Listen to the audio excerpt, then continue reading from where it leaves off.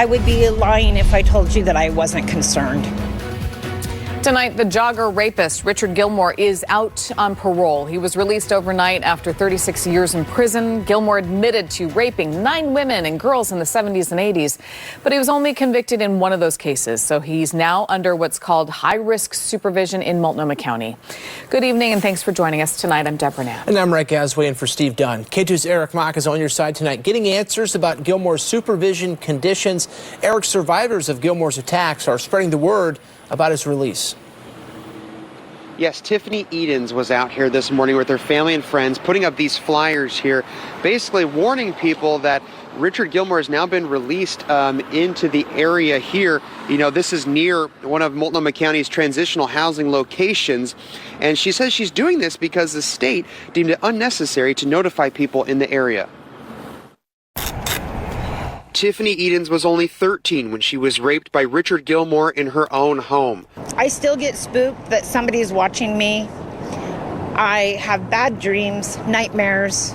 Night terrors is what they're called. Gillmore admitted to raping 9 women and girls in the 70s and 80s. He was only convicted, though, of Edens' rape. Now he's been released after 36 years in prison. The state parole board gave him the lowest sex offender classification. This means his information won't be on the sex offender registry and his neighbors won't be notified he's living near them.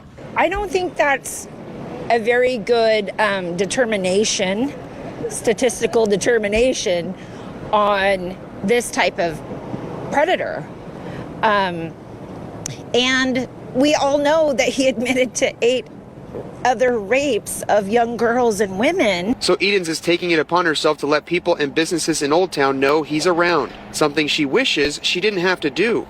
The burden again is on the survivors to bring awareness, to make change. And I don't think that's right. I don't think it's fair. However, the Multnomah County Department of Community Justice has placed Gillmore under high-risk supervision, which means he'll be wearing an ankle monitor and have to live by several conditions, including adhering to a strict curfew every night, regular check-ins with his parole officer, no contact with victims or anyone under the age of 18 without permission from them and his parole officer. He also can't be present at or on property adjacent to a school, playground, daycare, any place where children gather. Gillmore will also have to submit to random polygraph tests and random searches of his computer and property. Edens says she hopes that and her own efforts will be enough to keep him from making other women and girls his victims. My main concern is really not about me anymore. You know, it's really not about me. It's about the people that are here, the houseless young girls and women. They're an easy target and they don't have a voice. You know, we never got justice, and it just all along the way, it's just like that justice has always just been ripped out from underneath us. Danielle Tudor says she was only 17 when the so-called Jogger rapist Richard Gillmore raped her in her parents' bedroom. Gillmore admitted to assaulting 9 girls and women, but was only convicted in one of those cases. Friday, nearly 4 decades later, he will be released from prison on parole. I mean, I feel like my confidence in the criminal justice process and the parole process, it's been shattered. I don't trust it. And if I don't trust it, how many other victims are not going to report because they don't trust the system to treat them fairly? And a week before Gillmore's release, Multnomah County officially recognized Tudor as a victim after citing that the statute of limitations had passed. Because they were trying to say that I did not fit the constitutional definition in Oregon as a victim.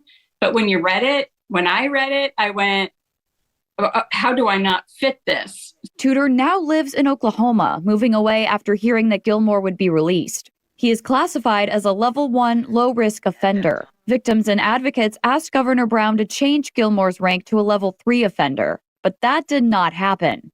So, under Gillmore's level 1 classification, Tudor won't have access to certain information like his address. Why is it that he could go online? He could find where I live.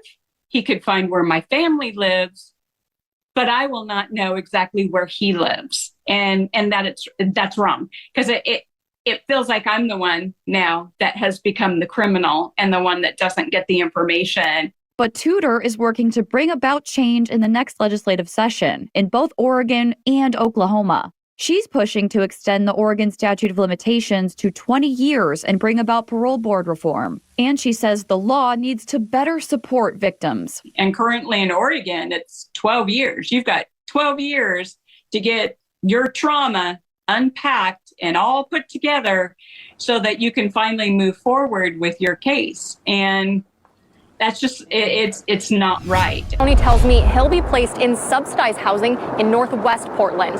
That's designed for people coming out of the justice system and will be monitored 24 hours a day. But for those still recovering from the trauma of Gillmore's attacks, they say that's not enough. Danielle Tudor is meeting with Multnomah County on Tuesday, asking to be recognized as a victim.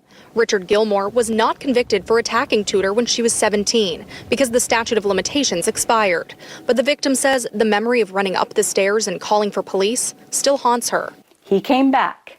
He couldn't resist, hunted me down in the darkness of my childhood home and raped me in the safest place I knew, which was my parents' bedroom. Staff with the Department of Community Justice say they recognize Tudor as a survivor and they will provide resources, but she does not meet the Oregon Constitution's definition to receive victim rights. If anything goes wrong with his parole, I will not be notified.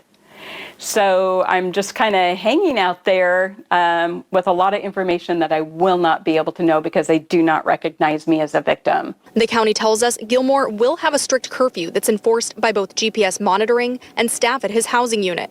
He'll receive regular check-ins as well. But because Oregon's parole board did not deem Gillmore to be a level 3 sex offender, these steps are not mandatory. They don't have to do certain things because he's only a level 1 offender, which then means they don't have to treat him like a level 3 offender per se, but they're choosing to do more when he first gets out. Moving forward, the county plans to evaluate the use of that GPS device every 30 days.